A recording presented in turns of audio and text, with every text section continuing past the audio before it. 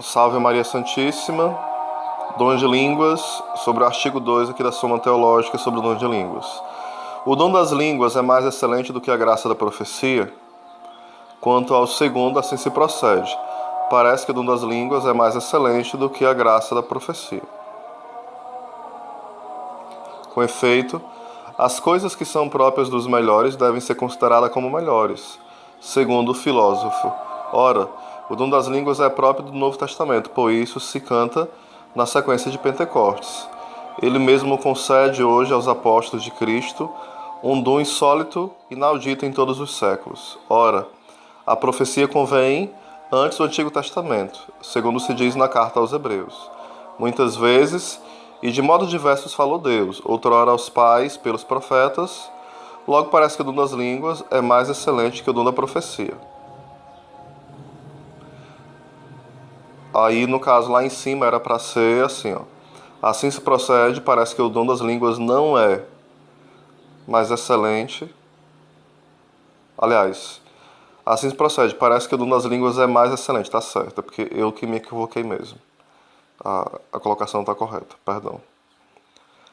Segundo ponto. Além disso, aquilo que nos ordena para Deus parece ser mais excelente do que aquilo que nos ordena para os homens. Ora, pelo dom das línguas o homem se ordena para Deus, pelo de profecia para os homens. Diz-se de fato na primeira carta aos Coríntios: aquele que fala em línguas não fala aos homens, senão a Deus, mas o que profetiza fala aos homens para a sua edificação. Logo, parece que o dom das línguas é mais excelente que o dom da profecia. Terceiro ponto. O dom das línguas permanece habitualmente em quem o possui, que pode usar dele quando quiser. Por isso diz o apóstolo: dou graças ao meu Deus, porque falo as línguas de todos vós. Ora, o mesmo não ocorre com o dom da profecia. Logo, parece que o dom das línguas é mais excelente que o dom da profecia. Quarto ponto.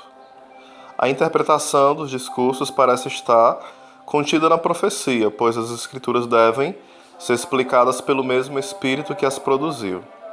Ora, o apóstolo afirma a interpretação dos discursos na primeira carta aos Coríntios, depois o dom de falar diversas línguas. Logo, parece que o dom das línguas, sobretudo em relação a uma das suas partes, é mais excelente que o dom da profecia. Aí São Tomás ele responde: em sentido contrário, o apóstolo diz: maior é o que profetiza do que o que fala diversas línguas. Respondo: o dom de profecia é mais excelente que o dom das línguas, de três maneiras. Primeiro, porque o dom das línguas se refere às diversas vozes ou sinais com que se profere uma verdade inteligível. Mas estes sinais são certas imagens sensíveis, representadas em visão imaginária. Por isso Agostinho compara o dom das línguas a essa forma de visão. Pois, como foi dito acima, o dom de profecia consiste na própria iluminação da mente, para que ela conheça a verdade inteligível. Portanto, assim como a iluminação profética é mais excelente que a visão imaginária, assim também a profecia é mais excelente que o dom de línguas, considerado em si mesmo.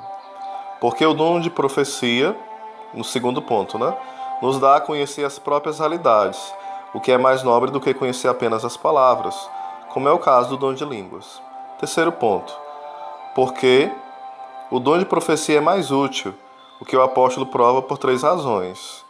Porque a profecia é mais útil para a edificação da igreja, a qual em nada contribui quem fala em línguas, a menos que ele explique o que está dizendo.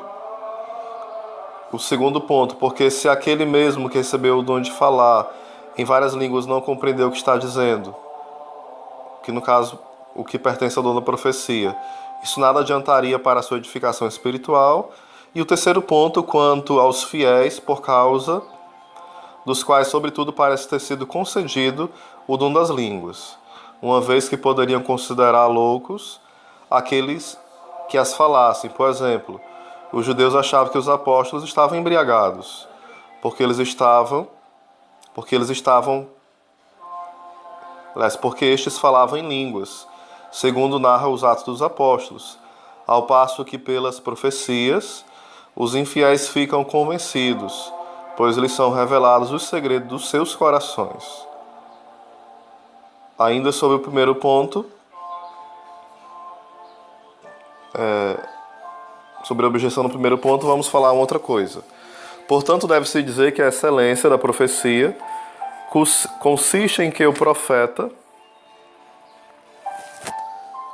não só seja iluminado pela luz inteligível, mas que perceba a visão da imaginação. Assim também, faz parte da ação do Espírito Santo não só encher a mente do profeta com a luz profética e a fantasia da visão imaginária, como acontecia no Antigo Testamento, mas ainda dispor exteriormente a língua do profeta a proferir os diferentes sinais da linguagem. Tudo isso se cumpre no Novo Testamento, segundo se lê na primeira carta aos Coríntios. Cada um de vós tem seu salmo, seu ensinamento, seu discurso em línguas, o seu apocalipse, quer dizer, sua revelação profética. Segundo ponto, respondendo à segunda objeção. Deve-se dizer que, pelo dom de profecia, o homem se ordena a Deus, segundo o Espírito, o que é mais nobre do que ordenar-se a ele segundo a linguagem. Pois de quem fala em línguas, se diz que não fala aos homens. O é ao seu intelecto ou para a sua utilidade, mas só para o intelecto de Deus e para a sua glória. Ora, pela profecia o homem se ordena a Deus e ao proveito do próximo, portanto, ele é um dom mais perfeito. Terceiro ponto. Deve-se dizer que a revelação profética se estende ao conhecimento de todas as realidades sobrenaturais, donde se segue que, em virtude da sua própria perfeição, no estado de imperfeição desta vida, não se possa recebê-la perfeitamente como um hábito, mas somente de maneira imperfeita, como uma paixão. Ao contrário, o dom das línguas só se estende ao conhecimento de uma realidade particular, a saber, a linguagem dos homens. Por isso é incompatível com a imperfeição desta vida, que ele seja possuído perfeitamente como hábito. Quarto ponto. Deve-se dizer que a interpretação dos discursos se pode reduzir ao dom de profecia na medida em que a mente é iluminada para entender e expor tudo aquilo que for obscuro nos discursos, seja por causa da dificuldade das coisas significadas, seja por causa das palavras desconhecidas que são empregadas, ou ainda das semelhanças de que se faz isso, segundo estas palavras do livro de Daniel. Ouvi dizer de ti que podes interpretar as coisas obscuras e resolver as intricadas. Por isso a interpretação dos discursos é superior ao dom das línguas, como é patente nas palavras do apóstolo. Maior é o que profetiza que o que fala em línguas, a menos que este também interprete. Não obstante, o apóstolo coloca a interpretação dos discursos depois o dom das línguas, o porquê ela se estende também à interpretação dos diversos gêneros de línguas. Aí sobre o dom de línguas, existe o fenômeno da glossolalia e existe o fenômeno da xenoglossia. Você pode pesquisar um pouquinho, nos livros de mística e também do próprio Google mesmo sobre esses conceitos, glossolalia e xenoglossia.